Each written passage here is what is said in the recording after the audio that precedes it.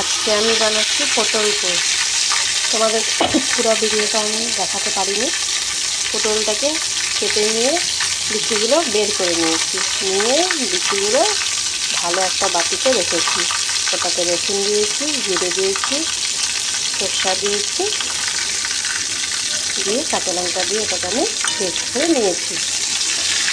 Paste করে নেওয়ার পরে রসুনগুলোকে পটলগুলোকে আমরা হলুদ আর লবণ দিয়ে মেখে নিলাম। মেখে নেওয়ার পরে কিছুক্ষণ আমরা এটাকে রেখে দিলাম। রেখে দেওয়ার পরে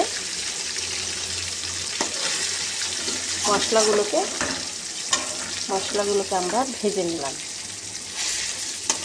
ভেজে নেওয়ার পরে কড়াইয়ে আমরা এক কাপ পরিমাণ তো তেল দিলাম। তেল দেওয়ার পরে পটলগুলোকে এক এক করে ছেড়ে দিলাম। হয়তো আমার ভিডিওতে কিছু ভুল হলে আমাকে তোমরা বলবে। আমি তো এভাবেই বানাই, তোমরা কীভাবে বানাও কমেন্টে জানাও। এখন আমার পটল দেখো রেডি হচ্ছে,